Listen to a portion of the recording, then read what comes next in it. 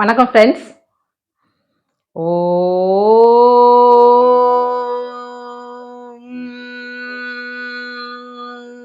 நம சிவாய.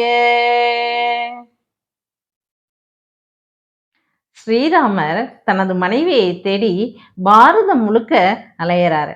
அப்ப இந்த தென்பகுதிக்கு வந்து சீதாதேவியை தேடி அலையும் போது வாலிய கொல்லக்கூடிய சூழ்நிலை, வதம் செய்யக்கூடிய சூழ்நிலை வந்துருச்சு.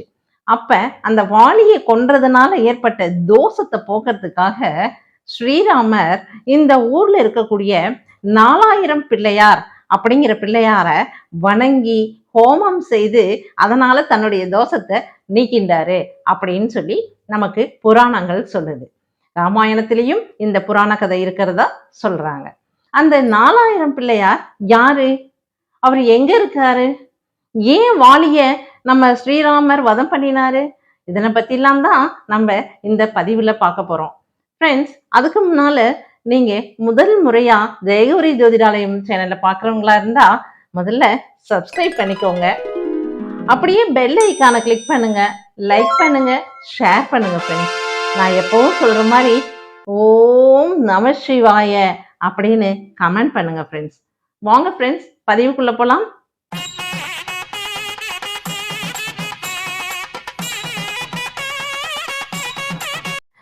ஃப்ரெண்ட்ஸ், சீர்காழிக்கு பக்கத்துல நாங்கூர் அப்படின்னு ஒரு ஊர் இருக்கு. அந்த நாங்கூர்ல தான் இந்த 4000 பிள்ளையார் அப்படின்னு சொல்லக்கூடிய நமது முழுமுதற் கடவுளான விநாயகர் பெருமான் அருள்பாலிச்சுட்டு இருக்காரு. நம்ம எந்த ஒரு வேலையை எடுத்தாலும் சரி, எதை தொடங்கினாலும் சரி, நம்ம என்ன பண்ணணும்? முதல்ல எழுதுறதா இருந்தா கூட பிள்ளையார் சொல்லி போட்டுதான் எழுதுவோம். காரியங்களை துவங்கும் போது நம்ம விநாயக பெருமானை வணங்கிட்டு தான் நம்ம துவங்குவோம் இல்லையா? அப்படி இருக்கக்கூடிய இந்த காலத்திலையும் விசேஷ காலங்கள், அதாவது பிள்ளையார் சதுர்த்தி இது போன்ற விசேஷ காலங்கள்ல அந்த ஊர் மக்கள் எங்க இருந்தாலும் இந்த 4000 பிள்ளையார வணங்க ஓடோடி வந்துருவாங்க. ஏன்னா அவருடைய அருள், அவருடைய கருணை அப்படி. வெளிநாடுகள்ல இருக்கவங்க, வெளியூர்கள்ல இருக்கவங்க எல்லாருமே கூட விசேஷ காலங்கள்ல இந்த பிள்ளையார வணங்குறதுக்காக ஓடோடி வந்துருவாங்க. ஃப்ரெண்ட்ஸ், 4000 பிள்ளையார் இல்லையா? அதனால இது ஏன் 4000 பிள்ளையார்னு இவருக்கு பேர் வந்தது அப்படின்னு பார்த்தோம்னா புராண கதைக்கு போக வேண்டியதா இருக்கு. என்னன்னா 4000 பிள்ளையார்னு சொல்றது எதனாலன்னு தெரிஞ்சுக்குவோமா? ராமாயணத்துல ஸ்ரீராமர் சீதா பிராட்டியை தேடி தென்னிந்தியா முழுக்க அலைஞ்சுட்டே வரார், தேடிண்டே வரார்.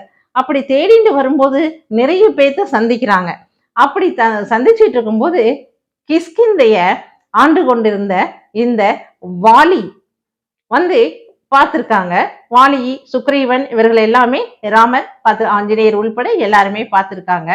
அப்படி இருக்கும்போது இந்த வாலி என்ன பண்ணியிருக்காப்ல, பிரம்மன் கிட்ட தவம் இருந்து யாரு இவரோட யாரு வாலியோட யாரு போரிட்டாலும் சரி, அந்த போர் புரியர் எதிரி இருக்காங்க இல்லையா, அவர்களுடைய பலத்துல பாதி பலம் இந்த வாலிக்கு வந்துடணும் அப்படின்னு சொல்லி கேட்கணும். அப்படிங்கிறதுக்காக கடும் தவம் செய்யணும் அப்படின்னு நினைக்கிறாப்ல. யாரு?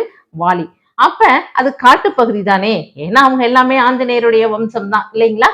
அதனால வாலி ஒரு பெரிய குகைக்குள்ள போய் யாருடைய தொந்தரவும் இல்லாம இருக்கணுங்கிறதுக்காக போர் வீரர்களை முன்னாடி காவலுக்கு நிறுத்திட்டு உள்ள போய் பல காலமா கடும் தவம் செய்யறாரு பிரம்மாவை நோக்கி. உடனே இங்க வெளியில இருந்து இருந்து இந்த வீரர்கள் பார்த்துட்டு கூடவே இருந்து பார்த்தாங்களா, பார்த்துட்டு வரவே இல்லை. வரலன்னு உடனே என்ன ஆச்சோ தெரியல. ஆனா மன்னர் சொல்லிட்டு போயிருக்காரு உள்ள வரக்கூடாது, வெளியில தான் நிக்கணும்னு சொல்லிட்டு. அதனால சரி வரல அவ்வளவுதான் சொல்லிட்டு அந்த குகைய பெரிய பாறைய வச்சு அடைச்சிட்டு இவங்க போயிட்டாங்க, கிஷ்கிந்தைக்கு போயிட்டாங்க. கிஷ்கிந்தைக்கு போனதும் இல்லாம அங்க போய் வாலியோடைய தம்பி இருக்காரு இல்லையா சுக்ரீவன், அவரை ஆட்சி பொறுப்புலையும் உட்கார வச்சுட்டாங்க. ஊர் மக்கள் எல்லாருமே இது வரைக்கும் உங்க அண்ணா வரல, அதனால நீங்க இருந்து ஆட்சி பண்ணுங்க அப்படின்னு சொல்லி சுக்ரீவனை ஆட்சி பொறுப்புல உட்கார வச்சுட்டாங்க. இங்க இந்த குகைக்குள்ள வாலி கடும் தவம் செய்யறாரு பாருங்க. கடும் தவம் செய்யறதுனால பிரம்மாவே முன்னாடி வந்து அவருக்கு காட்சி கொடுத்து என்னப்பா வேணும் உனக்கு அப்படின்னு அன்போடையும் பாசத்தோடையும் கேட்கும்போது வாலி சொல்றாரு, யாரு கூட நான் சண்டை போட்டாலும் சரி, எதிரியுடைய அவருடைய வீரம் என்னென்ன அவருக்கு சக்தி இருக்கோ அது எல்லாத்துலயுமே பாதி எனக்கு வந்துடணும் அப்படின்னு சொல்லி கேட்கிறார், வரம் கேட்கிறாரு. அதாவது எதிரியுடைய பாதி சக்தி அத்தனையுமே இவருக்கு வந்துடணும் அப்படின்னு சொல்லிட்டு. இறைவன் தான், எல்லா இறைவனுமே அப்படித்தானே, கடுந்தவம் செய்யறதுனால உடனே வரம் தந்தோம் அப்படின்னு சொல்லிட்டாரு பிரம்மாவுமே. உடனே இவர் வாலி என்ன பண்ணிட்டாரு, சரி ஓகே அப்படின்னு சொல்லிட்டு போலாம், கிஷ்கிந்தைக்கு போலாம் அப்படின்னு சொல்லிட்டு வெளியில வந்து பார்த்தா குகையை அடைச்சி வச்சிருக்காங்க. என்ன பண்ணினாரு அப்புறம், எப்படியோ கடும் முயற்சி பண்ணி, அவரே பெரிய வீரர் தானே, பராக்கிரமர் தானே, அதனால கடும் முயற்சி பண்ணி குகையை திறந்து நேரா கிஷ்கிந்தைக்கு வரார். கிஷ்கிந்தைக்கு வந்து பார்த்தா இங்க சுக்ரீவன் அரசாண்டுகிட்டு இருக்கான். நாட்டு மக்கள்லாம் ரொம்ப சந்தோஷமா இருக்காங்க, அரசாண்டுகிட்டு இருக்கான். இத பார்த்த உடனே வாலிக்கு ரொம்ப கோபம் வந்துருச்சு, பயங்கரமான கோபம். அவனை ஒரு எதிரி, தன்னுடைய சொந்த தம்பி தான், தான் இல்லைங்கிறதுனால ஊர் மக்கள் அப்படி பண்ணியிருக்காங்க அப்படிங்கிறதெல்லாம் புரிஞ்சிக்கக்கூடிய அளவு வாலி இல்லை. தனக்கு எதிரியா தான் இல்லாத நேரத்துல ஆட்சியை பிடிச்சிட்டான் அப்படிங்கிற அந்த ஒரே நோக்கம் மட்டும் இருந்ததுனால செமையா சுக்ரீவனோட சண்டை போட்டு அவனை நாட்டை விட்டே, அதாவது அந்த காட்டை விட்டே விரட்டிட்டான், கிஷ்கிந்தியை விட்டே விரட்டிட்டான். உடனே என்னாச்சு, அவனை மட்டும் விரட்டிட்டான், ஆனா அவனுடைய மனைவியையும் குழந்தையையும், அவனுடைய குழந்தையையும் இவனே இங்கே வச்சுட்டான். இதுதான் பெரிய ஒரு சரியான தீர்ப்பு இல்லாம போச்சு. அவனை விரட்டினவன் என்ன இருக்கணும், குழந்தைய, ஒய்ஃபை எல்லாத்தையும், மனைவி எல்லாத்தையும் அனுப்பி விட்ற வேண்டியதானே. அதை விட்டுட்டு இவன் அவனை மட்டும் கோபத்துல அவனை மட்டும் அடிச்சு விரட்டிட்டு அவனுடைய மனைவி, அவனுடைய குழந்தை எல்லாத்தையும் தானே வச்சிருந்தான் வாலி. இதனால ரொம்ப மனசு வேதனைப்பட்ட சுக்ரீவன் காடு மலைகள் எல்லாம் சுத்தி வரும்போது அப்பதான் ராமர் சீதா பிராட்டியை தேடி இந்த வனத்துக்குள்ள வராங்க. வரும்போது ராமர் கிட்ட போய் தனக்கு உதவி வேணும், இந்த மாதிரி நடந்திருக்கு அப்படின்னு சொன்ன உடனே ராமரும் சரி, நம்மளை போல அவனும் கஷ்டப்படுறான் அப்படிங்கிறதுனால சுக்ரீவனுக்கு உதவி செய்யறாரு. எப்படி உதவி செய்யறாருன்னா, அதான் சொன்னேன்ல, வாலிக்கு முன்னாடி யாருமே எதிர்த்தாப்புல நின்று எதையும் சண்டை போட்டாங்கன்னு வச்சுக்கோ, போர் புரிஞ்சாங்கன்னு வச்சுக்கோ, உடனே என்ன ஆகும், எதிர்த்தாப்புல இருக்கிற எதிரியோட சக்தியில பாதி சக்தி வாலிக்கு போயிடும். இதனால நேரடியா யாருமே அவங்க கூட சண்டையே போடுறது இல்லை. அப்படி இருக்கும்போது ராமர் மட்டும் எப்படி அவனை அடக்க முடியும், சண்டை போட முடியும் அவங்க கூட அப்படின்னு சொல்லி பார்க்கும்போது ராமருக்கு இது அவருடைய ஒரு ஞானத்தால தெரிஞ்சுக்கிட்டாரு. தெரிஞ்சுக்கிட்டு என்ன பண்ணாரு, ஆச்சா மரம் அப்படின்னு மரம் இருக்கு இல்லைங்களா, அந்த மரம் 7 மரங்கள் சேர்ந்தாப்புல இருந்திருக்கு, அதுக்கு பின்னாடி நின்று வாலிய வதம் செஞ்சிட்டாரு. ஏன்னா நேருக்கு நேரா போனாதான் ராமருடைய சக்தியில பாதி யாருக்கு போயிடும், வாலிக்கு போயிடும். அதனால ஆச்சா மரத்துக்கு பின்னாடி இருந்து வாலிய வதம் செஞ்சிட்டாரு. வாலிய வதம் செய்ததுனால அவருக்கு ஒரு பெரிய தோஷம் வந்துருச்சு. யாருக்கு, ஸ்ரீராமருக்கே தோஷம் வந்துருச்சு. உடனே இது ரொம்ப மனசுல கஷ்டப்பட்டாரு. ஒரு மன்னனை, ஒரு வானர மன்னனை நம்ம இது மாதிரி கொன்னுட்டதுனால, வதம் பண்ணிட்டதுனால நமக்கு இந்த மாதிரி ஒரு தோஷம் வந்திருக்கு, அதுக்கு என்ன பண்ணலாம் அப்படின்னு யோசிக்கும் போது அவரு விநாயகரை நம்ம ஹோமம் பண்ணி யாகம் பண்ணி வழிபட்டோம்னா இந்த தோஷம் போகும் அப்படின்னு தோணித்து. உடனே என்ன பண்ணாரு, அந்த நாங்கூர் கிராமத்திலேயே காவிரி ஆறு இருக்கு இல்லைங்களா, காவிரி ஆறோட கிளை நதி அந்த நாங்கூர் கிராமத்து வழியா ஓடிட்டு இருக்கு. அங்க அதுக்கு பேர், அந்த கிளை நதிக்கு பேரு மணிகர்ணிகா நதி அப்படின்னு பேரு. அந்த மணிகர்ணிகா நதியில இருந்து மணல் எடுத்துன்னு வந்து இவர் சுயம்புவா மணலால ஒரு பிள்ளையார உருவாக்கி அதற்கு பூஜை புனஸ்காரம் எல்லாமே பண்ணிட்டு ரொம்ப நித்திய கர்மமா பண்ணிட்டு இருக்கார். ஸ்ரீராமர் பண்ணிட்டு இருக்கும் போது அசரீரி கேக்குது, இதெல்லாம் சரி, நீ பண்ணக்கூடிய அத்தனை பூஜை புனஸ்காரங்களும் சரியா இருக்கு, வழிபாடுகளும் கரெக்டா தான் பண்ணிட்டு இருக்க, இருந்தா கூட 4000 அந்தணர்களை வச்சு ஒரு ஹோமம் பண்ண இந்த இடத்துல, அந்த ஹோமம் பண்ணி நிறைவடையும் போது உனக்கு அந்த தோஷம் போயிடும் அப்படின்னு சொல்லி ஒரு அசரீரி கேக்குது. உடனே இத கவனிச்ச ஸ்ரீராமர் என்ன பண்ணாரு, 4000 அந்தணர்களுக்கு ஏற்பாடு செய்தாரு. இன்னைக்கு நாங்கூர் 4000 பிள்ளையார் கோயிலுக்கு எதிர்த்தாப்புல ஒரு குளம் இருக்கு, அந்த குளம் தான் ஹோமகுண்டமா இருந்திருக்கு. அப்ப அதுதான் பிற்காலத்துல குளமா ஆயிடுச்சு அப்படின்னு சொல்றாங்க. அந்த இடத்துல ஒரு ஹோமகுண்டம் போட்டு அந்த இடத்துல பிள்ளையார வணங்கி ஹோமம் பண்ண ஆரம்பிக்கலாம் அப்படின்னு சொல்லிட்டு எல்லா ஏற்பாடுகளும் செஞ்ச போது 4000 அந்தணர்களுக்கு ஒரு அந்தணர் குறைவா போயிட்டாரு. 3999 அந்தணர்கள் தான் வந்திருக்காங்க. இன்னும் ஒரு அந்தணர் இல்ல. என்ன செய்ய? அந்தணர் இல்லையே அப்படின்னு சொல்லிட்டு இருக்கும்போதே அங்க இருக்கக்கூடிய அந்த விநாயகரே அவருடைய அருட்கருணையை பார்த்தீங்களா?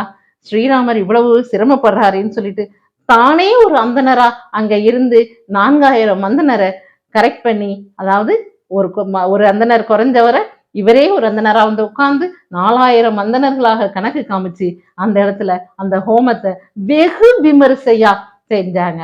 அப்படி செஞ்சதுனால ஸ்ரீராமருக்கு இருந்த அந்த தோஷம் போயிடுச்சு. இதனால அந்த தோஷம் போனதுனால ஸ்ரீராமர் ஃப்ரீ ஆயிட்டாரு. இனி அடுத்த வேலை என்ன? அவருடைய மனைவி சீதா தேவியை தேடி போக வேண்டியதுதான் அவருடைய வேலை இல்லையா? அதுக்கு நம்ம 4000 பிள்ளையார் இருக்கா இல்லையா?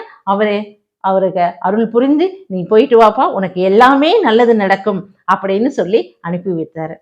இதுல 4000 பிள்ளையார் எங்க வந்தாரு அப்படின்னு கேக்குறீங்களா? அததான் சொல்றேனே, 4000 பிள்ளையாருக்கு 4000 அந்தணர்களுக்கு ஒரு அந்தணர் குறைஞ்சு போயிட்டாரு. அந்த 4000 அந்தணர்கள்ல ஒருவரா இந்த பிள்ளையார் வந்து உட்கார்ந்ததுனால 4000ல் ஒருவர் அப்படின்னு பெயர் பெற்றாரு பிள்ளையார். எப்படிங்க? 4000ல் ஒருவர் அப்படின்னு சொல்லி பெயர் பெற்றது. கடைசியில 4000 பிள்ளையாருன்னே இவருக்கு பெயர் மருவி போச்சு. இந்த 4000 பிள்ளையாரை வணங்கினதுனால எல்லா தோஷங்களும் அகன்றிடும். ஏன்னா ஸ்ரீராமருக்கே அந்த தோஷம் போகும்போது நம்ம சாதாரண மனிதர்கள் இல்லையா? நமக்கு அருள் புரியாமலா இருக்க போறாரு 4000 பிள்ளையார்? அப்படிங்கும்போது எல்லா விதமான தோஷங்களும் நமக்கு இருக்காது, சுத்தமா நம்மளை விட்டு போயிடும் அப்படின்னு சொல்றாங்க. அப்புறம் இன்னும் ஒண்ணு, இந்த சுயம்பு பிள்ளையார் தானே இதுவே, அதாவது மணிக்கர்ணகா ஆற்றுடைய அந்த மணலை எடுத்துட்டு வந்து தானே ஸ்ரீராமர் வடிவமைச்சு வச்சு பிள்ளையார வழிபட்டாரு.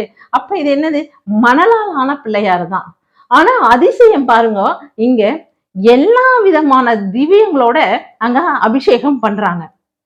அபிஷேகம் பண்றதுக்குரிய அத்தனை பொருட்களையும் வச்சு அபிஷேகம் பண்றாங்க பிள்ளையாருக்கு. ஆனா பிள்ளையார் அப்படியே இருந்து அருள் பாலிச்சிட்டு இருக்காரு. இதுல ஒரே ஒரு மாற்றம் என்னன்னா, பால் அபிஷேகம் செய்யும் போது மட்டும் ஒரு குறிப்பிட்ட அளவு பாலை அவர் உள்ள இழுத்துன்றாரு. அதாவது 4000 பிள்ளையாருக்கு பால் அபிஷேகம் செய்யும் போது கொஞ்சம் பாலை அவர் எடுத்துன்றாரு. மீதி பால் தான் நமக்கு கீழே வழிஞ்சி வர்றது பாருங்க. மற்றபடி எல்லா அபிஷேக பொருள்களால அவங்க பண்ணும்போது அது எப்பவும் போலதான் இருந்துட்டு இருக்கு. எவ்வளவு அதிசயமா இருக்கு பாருங்களேன். மணலால் ஆன பிள்ளையாருக்கு எல்லா விதமான பொருட்களாலையும் அபிஷேகம் பண்றது அப்படிங்கிறதே ஒரு பெரிய விஷயம். அடுத்தது, இந்த பிள்ளையாருக்கு ஹோமம் பண்ண சொல்லி ஸ்ரீராமருக்கு சொன்னாங்க இல்லையா? அப்ப ஸ்ரீராமருக்கு ஹோமம் பண்ணும்போது ஹோமத்துக்குரிய அந்த பொருட்கள்லாம் வேணும் இல்லையா? அந்த பொருட்கள் எல்லாம் யார் கொண்டு வந்து கொடுத்தாங்க தெரியுமா?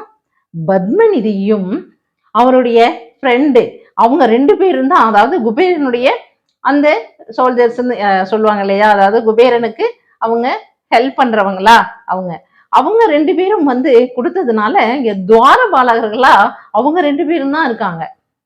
அந்த நிதிகள் 2 நிதின்னு சொல்லுவோம் இல்லையா? அவங்க 2 பேரும் தான் அந்த இடத்துல துவாரபாலகர்களா நிக்கிறாங்க. அதனால நம்ம போய் வணங்கும் போது நமக்கு எந்த விதமான கடன் தொல்லை இருந்தாலும் சரி, இல்ல நோய் பாதிப்புகள் இருந்தாலும் சரி, தோஷங்கள் இருந்தாலும் சரி, இந்த 4000 பிள்ளையாரை வணங்கும் போது நமக்கு எல்லா விதமான தோஷங்களும் போய் ரொம்ப சந்தோஷமா இருப்போம் அப்படின்னு புராணங்களும் சொல்லுது, அந்த ஊர் மக்களும் சொல்றாங்க. நாங்கூர் கிராமத்துல இருக்கக்கூடிய, நாங்கூர் ஊர்ல இருக்கக்கூடிய அந்த 4000 பிள்ளையார நம்ம ஒரு முறை தரிசனம் செய்வோம். எல்லா தோஷங்களிலிருந்தும் நீங்கி நம்ம நிதியா துவாரபாலகருக்கு இருபக்கம் இருக்கக்கூடிய அந்த நிதிகள் இருவருக்கிட்டையும் நிதிகளை வாங்கி நம்ம செல்வ வளத்தோட சந்தோஷமா இருப்போம், ஆரோக்கியத்தோட இருப்போம் அப்படின்னு நான் வேண்டிக்கிறேன் ஃப்ரெண்ட்ஸ். ஓகே ஃப்ரெண்ட்ஸ், மீண்டும் ஒரு பதிவுல உங்களை நான் சந்திக்கிறேன். அது வரைக்கும் பாய்.